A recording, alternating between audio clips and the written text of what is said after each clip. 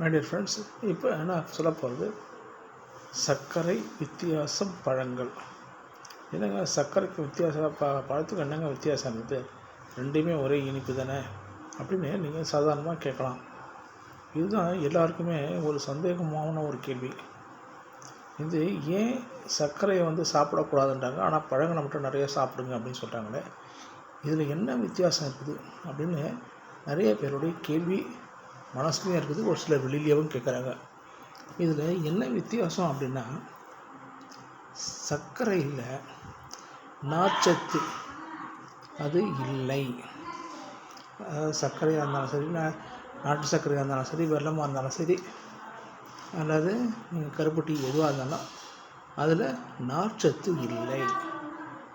அப்போ எதில் நார்ச்சத்து இருக்குது? பழங்களில் நார்ச்சத்து இருக்குது. இந்த நார்ச்சத்து என்னத்துக்கு பயன்படுதுன்னா, நம்முடைய கிட்னியில் இருக்கக்கூடிய இந்த சுகரை அதாவது இன்சுலின் ஜெனரேட் ஆகும்போது அதில் ரத்தத்துடைய சுகருடைய அளவை கட்டுப்படுத்தி கொஞ்சம் மெதுவாக நம்மளுடைய உடம்புக்குள்ளே அது கொஞ்சம் கொஞ்சமாக ஜெரிக்க வைக்குது பழங்கள்.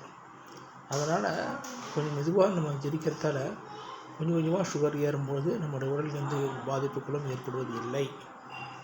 ஆனால் இது டைரெக்டாக அப்படியே நம்ம உடம்புள்ள போகும்போது ஸ்பீடாக அது நம்ம உடலில் வரும்போது அது பாதிப்புகளை உருவாக்கும். புரியுதுங்களா? இதுக்கும் அதுக்கும் உள்ள வித்தியாசம்.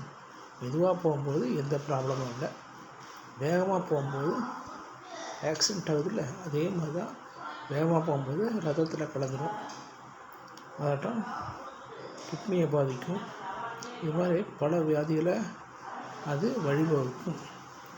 அதனால தான் நீங்கள் பழங்களை சாப்பிடுங்க, ஆனால் இந்த சர்க்கரையை கூடுமான வரையில் தவிர்ப்பது நல்லது. சாப்பிடக்கூடாதுன்னு சொல்ல முடியாது, ஏன்னா காப்பிலாம் சர்க்கரை இல்லாமல் சாப்பிட முடியாது, நல்லா இருக்குது. அதனால் ஓரளவு குறைத்துக்கொள்வது, தவிர்ப்பது ரொம்ப நல்லது.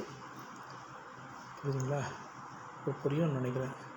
Thank you my tears. இது பிடிச்சதுன்னா லைக் பண்ணுங்கள், கமெண்ட் பண்ணுங்கள், தயவு செய்து சப்ஸ்கிரைப் பண்ணிவிட்டு பெல் பட்டன் அழுத்துங்க. தேங்க்யூ.